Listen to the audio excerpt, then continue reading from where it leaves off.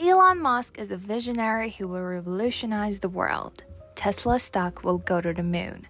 Bitcoin is the future, a decentralized currency freeing us from the banks. This company's latest earnings reports missed expectations, but it's just a temporary setback. They have a great story. Have you ever noticed how easily we buy into these narratives? How a compelling story about a company or an asset can completely override hard data, cold facts, and even basic common sense. It's not because you're gullible, it's because your brain is a story-making machine. And in the complex, data-rich world of finance, that ancient, powerful need for a narrative is being exploited to destroy your returns. Welcome to Thrive with Tima.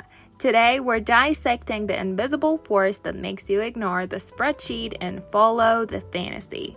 The narrative bias.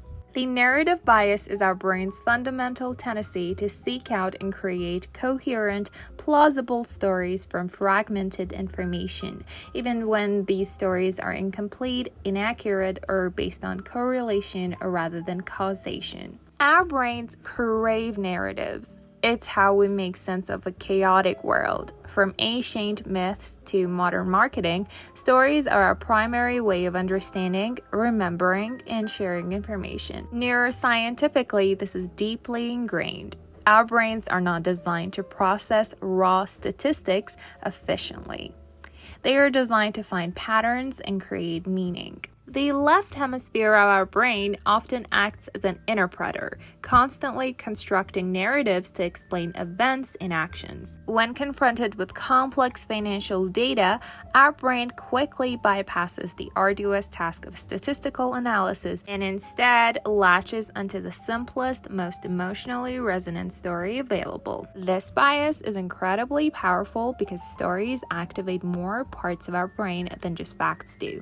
A well-crafted narrative triggers our limbic system, which is emotions, our motor cortex, if we imagine actions, and even our sensory cortices.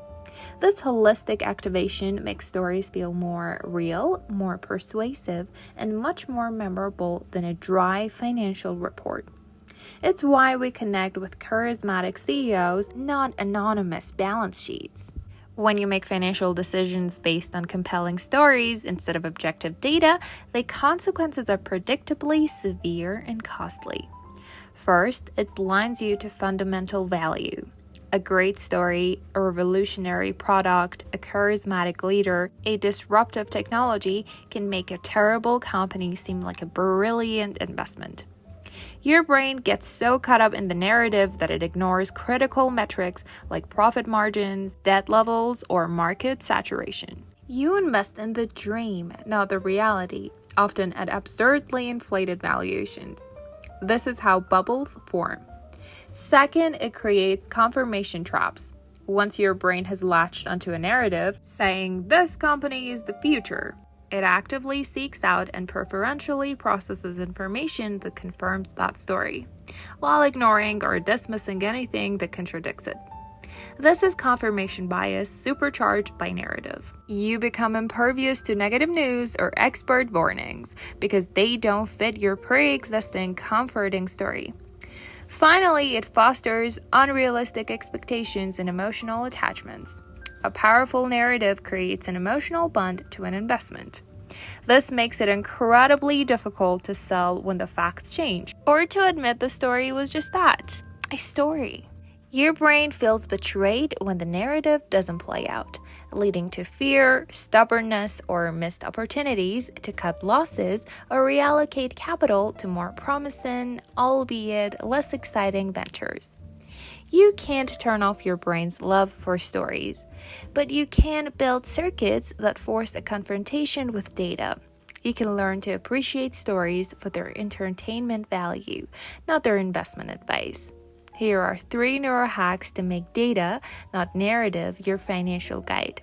Tool number 1, the Quantify the Story Challenge. Whenever you hear a compelling investment story, immediately challenge yourself to quantify it. What specific measurable data points would need to exist for the story to be true? If the story is, this company will dominate the market, what are the market's share number? What are the sales growth rates? What are the profit margins? Force yourself to translate the narrative into concrete, verifiable data points. If the story sounds great but can't be quantified, it's probably just a story. Tool number 2, the anti-narrative review. Actively seek out information that contradicts the story you're hearing or telling yourself. If everyone is saying a stock is a buy, find the most compelling sell arguments. If a company's narrative is about its innovative product, look for articles discussing its competitors, its debt, or its regulatory challenges. This deliberately engages your critical thinking and counteracts confirmation bias, allowing a more balanced, data-driven perspective to emerge. And tool number 3, the boring index fund as your default. For the vast majority of your investment capital, embrace the boring strategy. Invest in broad market index funds. These funds have no compelling story. They have no charismatic CEO. They just represent the average performance of thousands of companies. And that's their superpower. By making index funds your default, you consciously choose a data-driven, diversified approach that over time consistently beats the vast majority of story-chasing investors. Your brain might find it boring, but your wallet will find it incredibly exciting. Stories are beautiful. They connect us, they inspire us, and they teach us. But when it comes to your money, stories are often dangerous fictions. Your net worth isn't built on a captivating narrative. It's built on cold, hard data and rational decision-making. Train your brain to appreciate the poetry of a well-told tale, but to demand the prose of a balance sheet before it invests. If this episode just saved you from chasing the next big story, hit that subscribe button and share it with someone who needs to hear this. Thank you for joining me on Thrive with Tima. Now go read a financial report. Love you, mean it. Tima.